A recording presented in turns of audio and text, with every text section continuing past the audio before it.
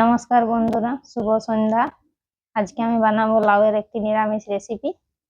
চলো, এই যে লাউটিকে এইভাবে বড় বড় করে কেটে নিয়েছি, তার সাথে আলুটুকু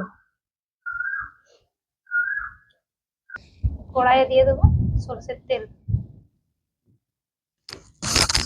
গুলো ছেড়ে দেবো।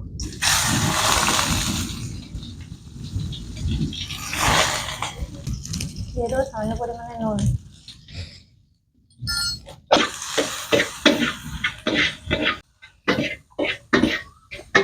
মশলাটা তৈরি করে নেব। আদা ও কাঁচা লঙ্কা বাটা, 1 চামচ জিরে গুঁড়ো, 1 চামচ ধনে গুঁড়ো, সামান্য পরিমাণে গোলমরিচ গুঁড়ো, কালারের জন্য সামান্য পরিমাণে কাশ্মীরি লঙ্কার গুঁড়ো, হলুদ গুঁড়ো, অল্প জল দিয়ে ভালো করে গুলে নেব। এইভাবে গুলে নিয়েছি, কিছুক্ষণ ভিজিতে দেবো মশলাটা। এদিকে সয়াবিনটাও লাল লাল করে ভাজা হয়ে গেছে, তুলে নেব। এরপর কড়াইয়ের মধ্যে দিয়ে দেবো সরিষার তেল। তেল গরম হয়ে গেছে, তেলের মধ্যে দিয়ে দেবো তেজপাতা, শুকনো লঙ্কা, সামান্য পরিমাণে গোটা জিরে। ফোড়ন হয়ে গেছে, এরপরে মশলাটা দিয়ে দেবো।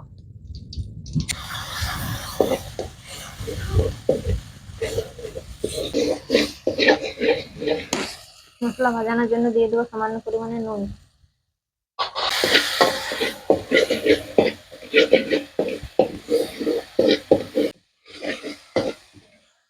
বাটির মধ্যে যে মশলা ধোয়া জলটা ছিল সেটা দিয়ে অল্প অল্প দিয়ে মশলাটা ভালোভাবে ভেজে নেব।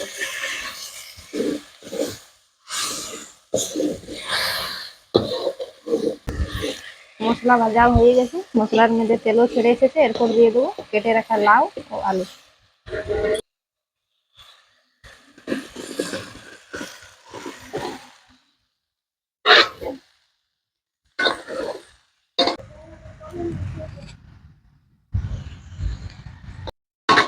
এইভাবে নেড়ে চেড়ে কিছুক্ষণ কষিয়ে নেব, যতক্ষণ না লাউয়ের মধ্যে জল বেরোচ্ছে। লাউয়ের মধ্যে জল ছেড়ে এসেছে, এরপর কিছুক্ষণ ঢাকা দিয়ে সেদ্ধ হতে দিয়ে দেবো। এই দেখুন, হালকা ভাজা ভাজার মতো কালার চলে এসেছে, জলও ছেড়েছে, জলও বের হয়ে গেছে লাউয়ের মধ্যে। এই দেখুন, এখন ঢাকা দিয়ে সেদ্ধ হতে দিয়ে দেবো। চাইলে অল্প জল দিতেই পারো, সামান্য পরিমাণে আমি জল দেবো।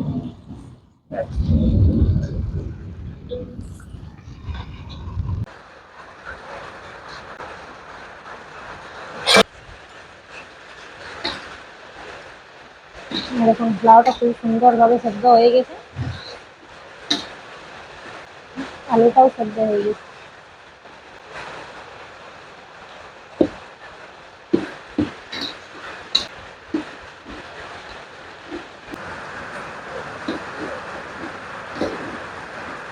সেদ্ধ হয়ে লাউটা একদম গলে এসেছে।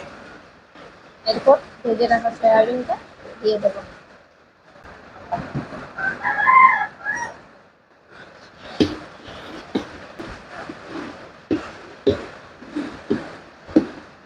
আমাদের এখানে আজকে প্রচুর পরিমাণে বৃষ্টি হচ্ছে, ঝমঝম করে।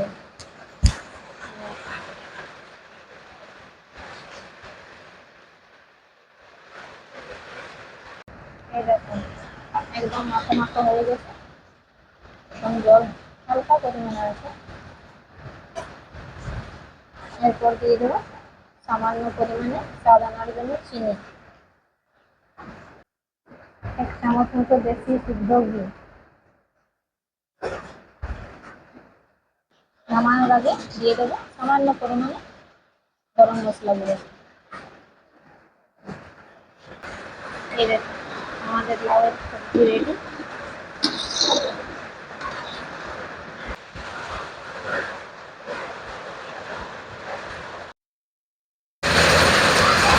এই দেখো, খুব সুন্দর কালার চলে এসেছে। আমাদের রান্না রেডি হয়ে গেছে, আমরা খেয়ে নিই। ততক্ষণে তোমরা আমার চ্যানেলটিকে লাইক, শেয়ার এবং কমেন্ট করতে থাকো। আরো নতুন নতুন ভিডিও পেতে অবশ্যই সাবস্ক্রাইব করে রেখো। দেখা হচ্ছে পরের ভিডিওতে। সুস্থ থেকো, ভালো থেকো।